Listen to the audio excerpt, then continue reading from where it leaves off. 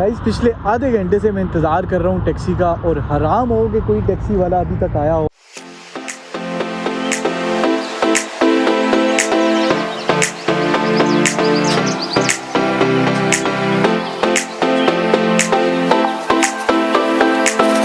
सो सबसे पहले बढ़ते हैं अपने पहले स्पॉट की तरफ, जो मेजर स्पॉट है उसको देखते हैं अंदर से।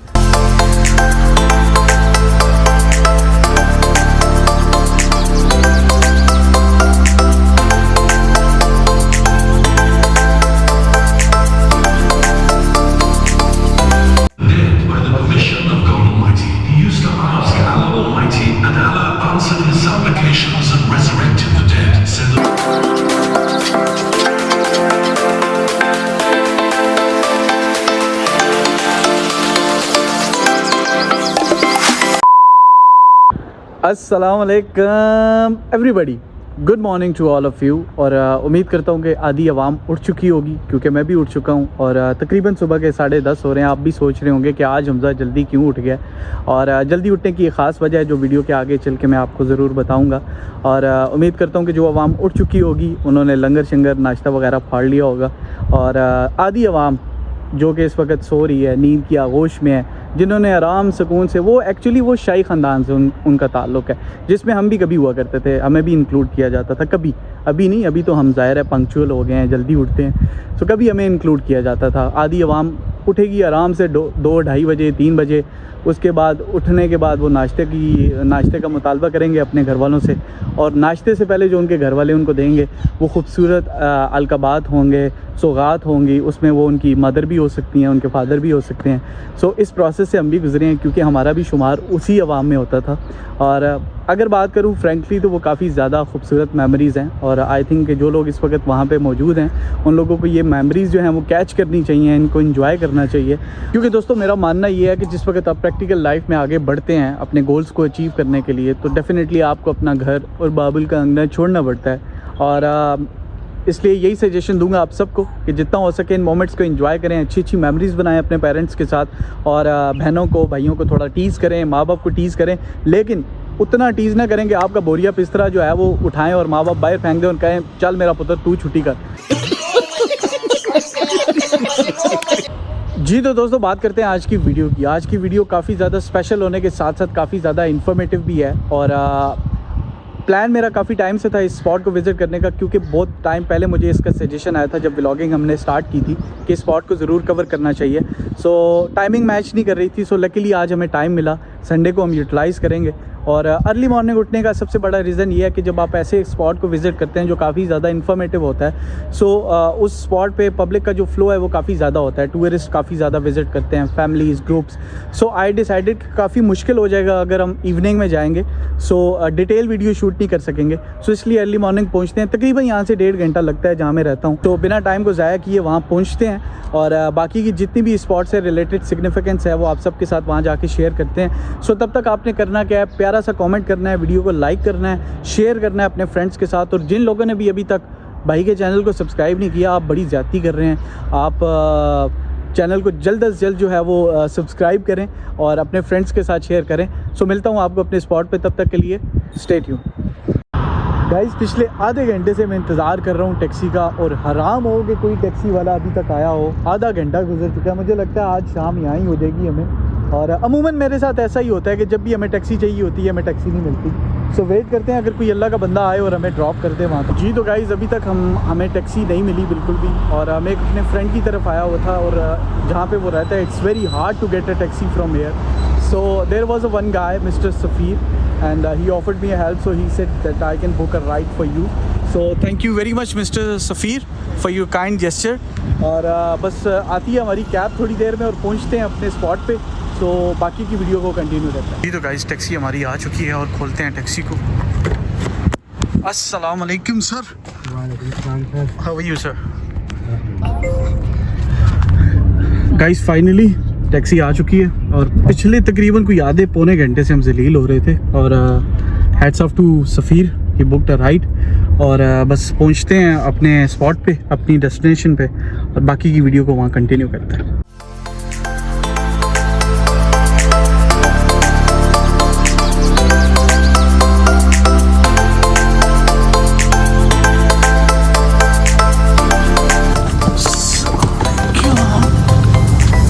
थैंक यू जी।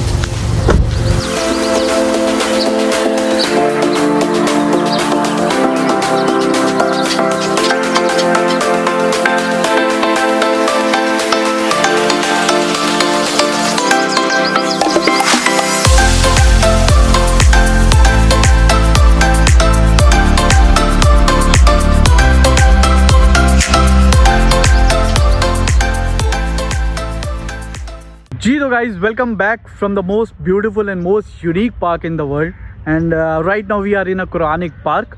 और ऐसी क्या बात है इस पार्क की, क्योंकि आपने दुनिया में हज़ारों पार्क्स के नाम सुने होंगे, हज़ारों पार्क्स दुनिया में मौजूद हैं और आपने कुछ पार्क्स को विज़िट भी किया होगा। नॉर्मली पार्क्स ऐसे होते हैं कि जिनमें फैमिली एक्टिविटीज़ होती है, फैमिलीज़ वीकेंड्स पे जाके पिकनिक करती हैं, बच्चों के लिए एक्टिविटीज़ होती हैं। लेकिन ऐसी क्या बात है इस पार्क की जो इसको दुनिया के तमाम, ना सिर्फ दुबई के बल्कि दुनिया के तमाम पार्क से यूनिक बनाती है? इसकी क्या ऐसी स्पेशलिटी है, इसकी रिलीजियसली क्या सिग्निफिकेंस है? इससे related much more I am gonna tell you in this video, so don't skip the video, watch till the end. और बिना टाइम को ज़ाया किए आज की वीडियो को स्टार्ट करते हैं। So let's start the video. दोस्तों, कुरानिक पार्क दुनिया का वाहिद ऐसा पार्क है जिसको कुरानिक टीचिंग्स और इस्लामिक हिस्ट्री की बेस पे बनाया गया है with the help of science and technology. जैसे ही आप इस पार्क के अंदर एंट्री लेते हैं, आपको 12 डिफरेंट गार्डन्स देखने को मिलते हैं, जिनके अंदर वो तमाम प्लांट्स, वो तमाम ट्रीज़ आपको देखने को मिलेंगे जिनका जिक्र कुरान मजीद में और हदीस में आया हुआ है। इसके अलावा 50 से ज़्यादा स्पीशीज़ जो प्लांट की हैं वो यहाँ पे एक ख़ास मैकेनिज़्म, एक ख़ास टेम्परेचर के अंदर प्रिजर्व की गई हैं, जिनका जिक्र कुरान और हदीस में आया हुआ है। और उस हर स्पीशीज़ के साथ एक इस्लामिक रेफरेंस जो है वो लेबल्ड किया गया है, ताकि जो नॉन मुस्लिम हैं, जो टूरिस्ट हैं, जब वो विज़िट करें और उसको देखें तो उसका जो इस्लामिक रेफरेंस है उनको वो पता चल सके।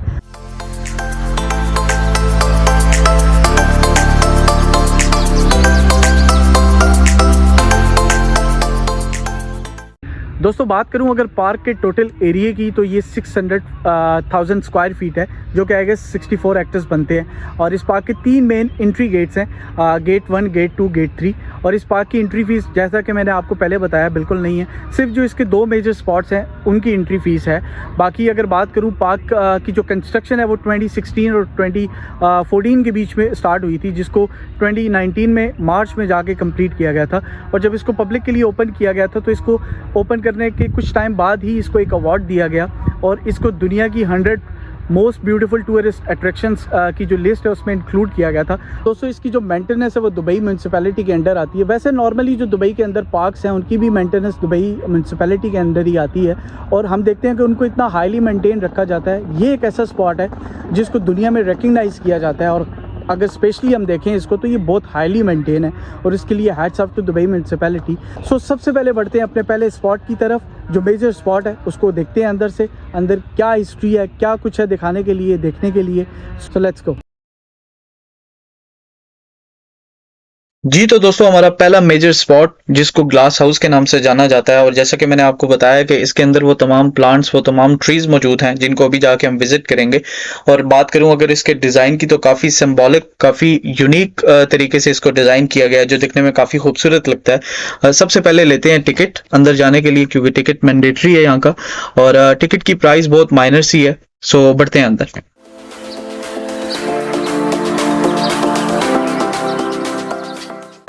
जी तो गाइस, हम आ चुके हैं ग्लास रूम के अंदर और सबसे पहले जो इंटरेस्ट में एक चीज़ है वो मैं आपको दिखाता हूँ। यहाँ पे मौजूद है ऑब्जर्वेशन डेक, जिसके अंदर वो तमाम डिटेल ट्रीज से रिलेटेड मेंशन्ड है।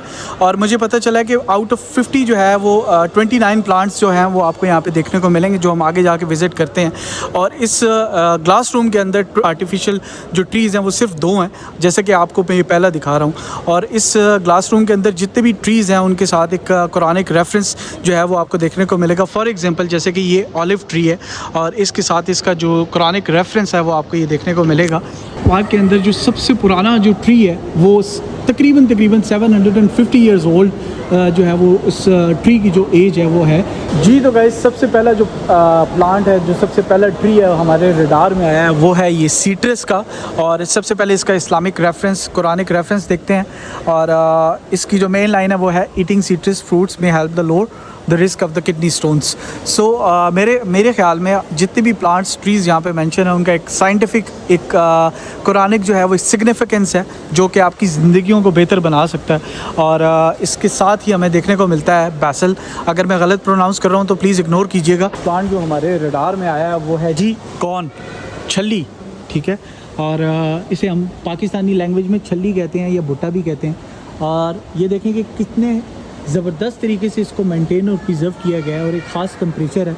और अगर बात करूँ इसके इस्लामिक सिग्निफिकेंस की तो ये न्यूट्रिशन के लिए, ह्यूमंस और एनिमल्स के लिए काफ़ी कमाल का है।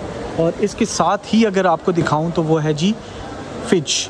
और इसकी जो सिग्निफिकेंस है इस्लामिक, वो ये आपके कोलेस्ट्रॉल को जो है कंट्रोल करता है, शुगर लेवल को कंट्रोल करता है और हार्ट डिजीज़ में काफ़ी हेल्प आउट करता है आपको। और ये देखें कि कितनी खूबसूरती से इन्होंने यहाँ पे इसको प्रिजर्व किया गया है। ऑलमोस्ट आपको मैं सारे जो प्लांट्स हैं आउट ऑफ 29 के 29 तो नहीं दिखा सकता, लेकिन कुछ के विजुअल्स आपको दिखाता हूँ। नेक्स्ट ट्री है हमारा one of the most famous plant in this house which is olive tree. और इसकी जो सिग्निफिकेंस है इस्लाम और सुन्ना में वो पढ़ते हैं they may reduce the risk of the heart attack among other diseases, yes. लेकिन अगर बात करूँ इस ट्री की तो ये ट्री ऑलमोस्ट 750 ईयर्स ओल्ड है और ये इस हाउस का सबसे पुराना ट्री है। सबसे खूबसूरत और सबसे इंटरेस्टिंग चीज़ जो मुझे नज़र आई है वो है जी the digital screen inside the glass house. और आई थिंक ये कमाल की थिंकिंग है। और इस डिजिटल स्क्रीन के थ्रू आप इस हाउस के अंदर जितने भी प्लांट्स हैं, जितनी भी यहाँ पे ट्रीज़ हैं, उनके बारे में जो है वो आप इंफॉर्मेशन ले सकते हैं, उनका रेफरेंस ले सकते हैं। अगर आप स्टूडेंट हैं या आप रिसर्च कर रहे हैं, किसी का रिसर्च पे काम कर रहे हैं, तो आई थिंक ये काफ़ी हेल्पफुल रहेगा। अब चलते हैं ऊपर और ऊपर से इस पूरे हाउस का जो विजुअल्स हैं उनको एंजॉय करते हैं। जी तो गाइस आ चुके हैं हम ऊपर। और ऊपर से अगर व्यू की बात करूं तो काफ़ी कमाल का व्यू है। और अगर आप ऊपर आते हैं तो आपको पूरा ग्लास रूम जो है वो देखने को मिलता है। और नीचे जितने भी प्लांट्स और ट्रीज़ हैं वो भी आपको देखने को मिलते हैं। ये रहा वो सबसे पुराना दरख्त जो इस ग्लास रूम का है, इट्स लाइक अ दादा अबू, पुराना है ना, तो दादा अबू। बात करूं अगर पब्लिक की तो काफ़ी कम पब्लिक है। और हमें अर्ली मॉर्निंग आने का सबसे बड़ा जो एडवांटेज है वो यही हुआ है कि इतनी पब्लिक नहीं थी। हमने बड़ा स्मूथली वीडियो शूट की और चीज़ों को एक्सपीरियंस किया, एक्सप्लोर किया। बात करूं अगर यहाँ के स्टाफ की तो 15 से 20 स्टाफ मेंबर्स एक्सपर्ट्स को मिला के हैं जो कि इस पूरे ग्लास हाउस को जो है वो लुक आफ्टर करते हैं। और सबसे जो अच्छी बात मुझे ये लगी कि जैसे आप एंट्री करते हैं आपको कोई ना कोई जो वॉलंटियर है वो आपको असिस्ट करता है। अगर आपने स्टडी नहीं की हुई, रिसर्च नहीं की हुई, तो वो आपको थोड़ा बहुत चीज़ों के बारे में बताता है, जो कि बड़ा अच्छा जेस्चर है। तो दोस्तों बढ़ते हैं आज के सेकंड मेजर स्पॉट की तरफ जो कि द मिरेकल ऑफ केव्स है। और ये बेसिकली ह्यूमन मेड केव है जिसको अरबी में अल-कहफ कहा जाता है। और इसके अंदर कुरान मजीद में जितने भी पैगंबर और रसूलों के मिरेकल्स का जिक्र हुआ है उनमें से कुछ यहाँ पे 3D विजुअल्स के तहत दिखाए जाते हैं। सो बढ़ते हैं, देखते हैं। एक चीज़ मैं आपको बता दूं कि इन 3D विजुअल्स को दिखाने का मकसद सिर्फ एक है कि इसमें अल्लाह ताला की हाकमियत और उनके रसूलों की के साथ जो मिरेकल्स हुए हैं उन की सच्चाई को उजागर करना है। सो बढ़ते हैं, अंदर के विजुअल्स एंजॉय करते हैं।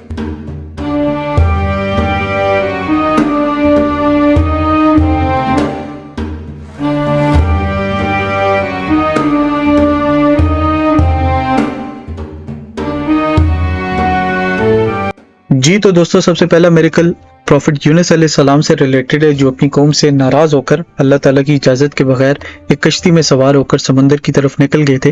और कश्ती एक तूफ़ान की वजह से समंदर में उलट गई और एक मछली ने उन्हें अपने पेट में निगल लिया था बहुक्म अल्लाह। और वहाँ पे अल्लाह ताला से उन्होंने काफ़ी माफ़ी मांगी और ये दुआ पढ़ी, ला इलाहा इल्ला अंत सुब्हानका इन्नी कुन्तु मिनज़ ज़ालिमीन। और अल्लाह ताला ने उन्हें माफ़ किया और मछली ने उन्हें किनारे पे फेंक दिया। इससे हमें यह सबक मिलता है कि अल्लाह ताला पे तवक्कल किया जाए, अल्लाह ताला माफ़ करने वाली ज़ात है।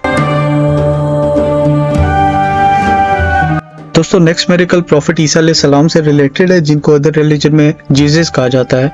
अल्लाह ताला ने प्रॉफिट ईसा को काफ़ी मौज़े अता किए थे अपनी कौम के लिए, लेकिन जो सबसे मशहूर था कि वो मुर्दा लोगों को ज़िंदा करते थे अल्लाह ताला के हुक्म से।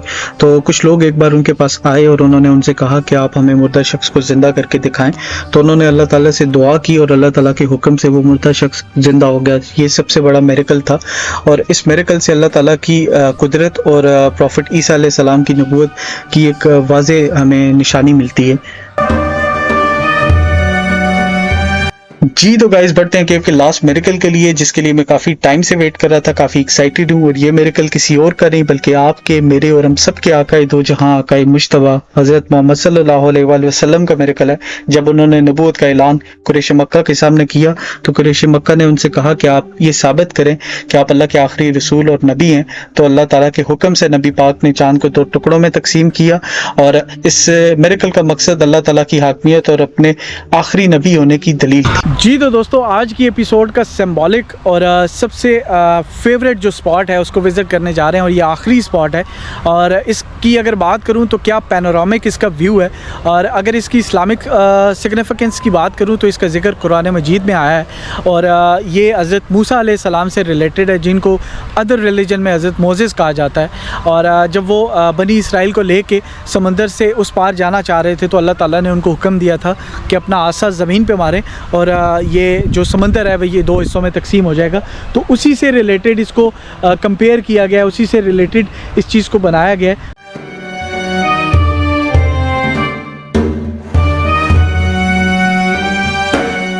जी तो दोस्तों, ये था आज का व्लॉग, आज की वीडियो। उम्मीद करता हूँ कि आपने एंजॉय किया होगा, आपको पसंद आया होगा। और बहुत सारी चीज़ें आपने भी पहली बार सुनी होंगी, देखी होंगी, और मैंने भी पहली बार सुनी है और देखी हैं। और बात करूं अगर आज के एक्सपीरियंस की तो काफ़ी ज़बरदस्त एक्सपीरियंस रहा है। और उसकी वजह यह है कि हम सुनते हैं हमेशा कि Dubai is one of the most modern country in the world. और बात अगर हेल्थ केयर की हो, बात अगर इंफ्रास्ट्रक्चर से रिलेटेड हो, बात अगर यहाँ के रूल ऑफ लॉ की हो, बात अगर किसी भी फील्ड से रिलेटेड हो, साइंस एंड टेक्नोलॉजी की फील्ड से रिलेटेड हो, दुबई का शुमार हमेशा टॉप कंट्रीज़ की लिस्ट में होता है। और लेकिन बात अगर इस्लामिक टीचिंग की जहाँ पे आई, मैंने नहीं सुना इससे पहले किसी भी मुस्लिम कंट्री ने या किसी भी बड़े कंट्री ने इस तरह का इनिशिएटिव लिया होगा। क्योंकि जब आप इस पार्क को विज़िट करते हैं तो आपको एक्चुअल में रियलाइज़ होता है कि ये कितना बड़ा एक पॉजिटिव मूव था जो कि दुबई ने लिया है। और जिस तरीके से मिरेकल्स, कुरानिक मिरेकल्स को डिफ़ाइन किया गया है, जिस तरीके से जो हमारे मेंशन्ड प्लांट एंड ट्रीज़ हैं, जो इंसिडेंट हैं, उनको जो है वो हाईलाइट किया गया है, डिफ़ाइन किया गया है यहाँ पे, वो काफ़ी ज़्यादा अप्रिसिएशन के काबिल है दुबई मैनेजमेंट, म्यूनसिपैलिटी मैनेजमेंट। क्योंकि ये सिर्फ मुस्लिम कम्युनिटी के लिए नहीं है बल्कि ये तमाम दुनिया में मौजूद तमाम रिलीजन्स के लिए है। और जिस तरह से उनके लिए इन सारी चीज़ों को हाईलाइट किया है, हैट्स ऑफ टू दुबई। और मैं आप सबको ज़रूर रेकमेंड करूँगा, चाहे आप अकेले आएँ या आप अपनी फैमिली के साथ आएँ, फ्रेंड्स के साथ आएँ, जब भी आप किसी पार्क को विज़िट करने का प्लान करें, सबसे पहले you have to visit that place. और इससे आप बहुत सारी चीज़ें सीखेंगे, आपका एक्सपोजर जो है वो काफ़ी ज़्यादा बढ़ेगा। और आज की वीडियो को करते हैं यहाँ पे एंड। जल्द मिलते हैं आप सबसे एक नई वीडियो, एक नए कंटेंट के साथ। तब तक के लिए अपना ख्याल रखें, वीडियो को लाइक करें, चैनल को सब्सक्राइब करके दोस्तों के साथ शेयर करें। और चैनल को सब्सक्राइब करने से याद आया, 2-3 लोग मेरी फैमिली में ऐसे हैं और वर्बली मुझे पता चलता है कि वो कमेंट पास करते हैं, लेकिन उनको इतनी ज़हमत नहीं होती कि वो वीडियो को लाइक करें, कमेंट करें। हालांकि उनका आता जाता कुछ भी नहीं है, ना बिल आता है, ना गैस का, ना बिजली का, लेकिन फिर भी पता नहीं एक ज़िद है कि ना उन्होंने लाइक करना है ना उन्होंने कमेंट करना है। तो खुदारा लाइक भी करें, कमेंट भी करें और सपोर्ट करें। सो जल्द मिलते हैं आप सबसे एक नई वीडियो के साथ। तब तक के लिए हम को दें इजाज़त। अल्लाह हाफ़िज़।